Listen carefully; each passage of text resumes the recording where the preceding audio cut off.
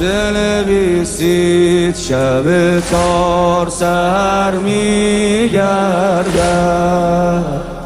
یک نفر مانده از این قوم که بر میگردد،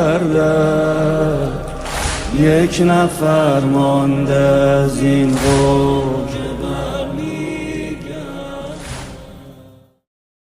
یهدی الله لنوره من یشاء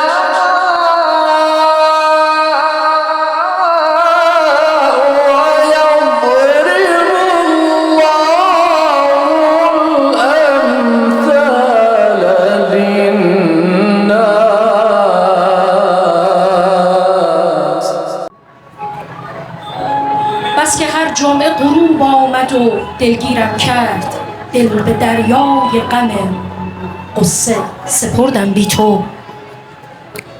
تا به اینجا که به درد تو نخوردم آقا، هیچ وقت از ته دل قصه نخوردم بی تو. خداوند می‌فرماید که من شما رو از جنس خودم آفریدم، از روح خودم آفریدم. نفخت فیه من روحی، من از روح خودم در شما دمیدم. پس شما جنستون انسانه، نه فرشته هستید، نه حیوانید یعنی زن و مرد، نه گیاهید. اینا قیمتای شما نیست. اگه کسی وقتشو تو زندگیش میذاره سمت اینجور چیزا، اگر بدون توجه به بعد انسانیش باشه، حد زندگیش هم همون قدره. قرآن خیلی زیبا در مقام انسان سخن میگه.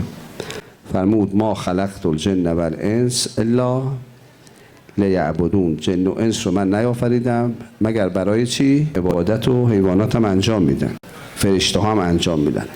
اما خدا نمیگه من برای عبادت آفریدم، میگه من جن و انس رو آفریدم برای عبودیت، یعنی بندگی.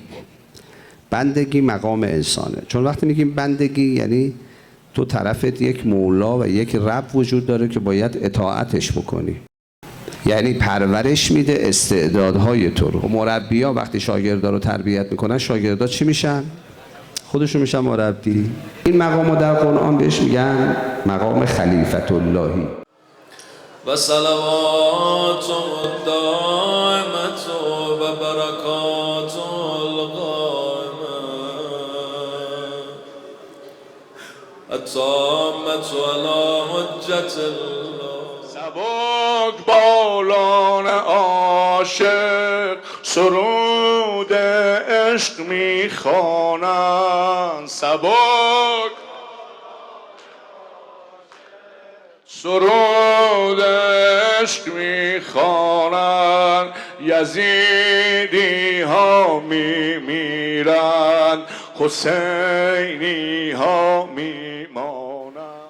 به نظر میرسد این فاصله ها کم شدنی است، غیر ممکن تر از این خاصه ها هم شدنی است.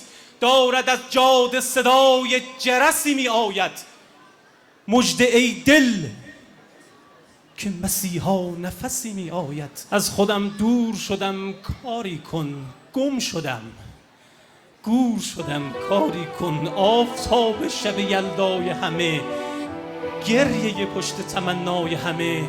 هیچ کس فکر غریبه تو نیست، گریه کن جای خودت جای همه. همه شهر به چاه افتادند، مددی یوسف زهرای همه. فصل پریشان شدنم را ببین،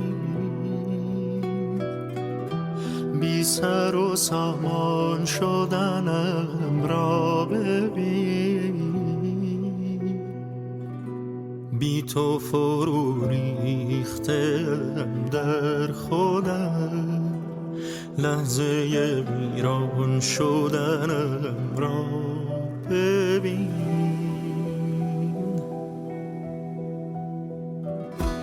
کوچه پر از رد قدم های تاست، پشت همین پنجره میخوانمت.